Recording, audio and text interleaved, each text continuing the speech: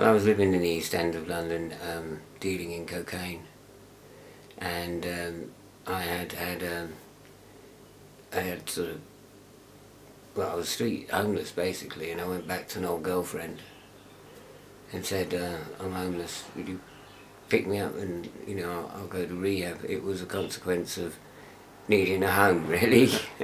But you were once one of the finest book restorers and binders in the country, weren't you? Yeah, it's true. But at the time, I hadn't worked for 10 years or more, so that was far behind me. Cocaine addicts haven't got the time to make books. But that's, yeah, I was once pretty good at it, yeah. Chris asked me to say to you a little bit about my life story. How I came to God. Why I'm so fervently in love with God. Well, when I was at death's door, really, I was an alcoholic addict, cocaine addict. Found myself in a rehab in, I can't remember now, but I found myself in a rehab, and oh my word, I could not even say the word God. I couldn't think God even existed. I was at such a low spiritual, emotional and physical decay. So one day I met this guy who was a Catholic priest whose name will remain nameless, and I said to Dennis, I said, I lied, here Dennis, I can't find God, I'm going to go back to the East End and I'm going to take out my gun and I'm going to shoot myself.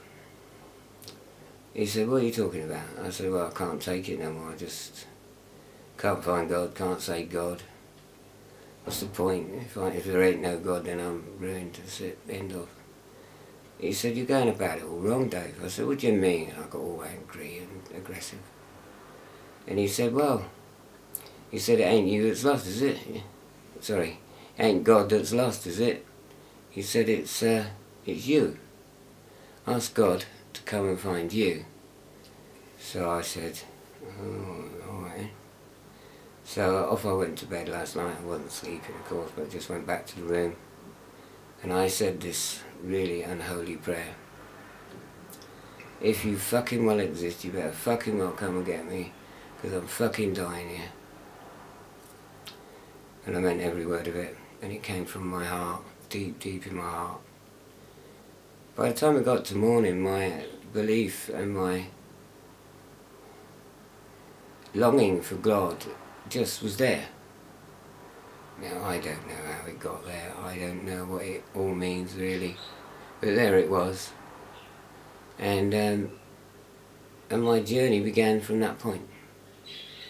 And slowly but surely I became well. And I had a lot of mental health issues and a lot of problems, but I worked at them and I really tried to find myself, who I was, who was I. So with that in mind, off I went and began my spiritual journey. And here I sit today with a camera in front of my face, laughing at my mate Chris. Because even though I do have cancer, and I'm not as well as I could be, I'm happy and content and peaceful and full of love. And only God can do that. No man, no presence, no place, nothing can do that. So I hope this helps you find God.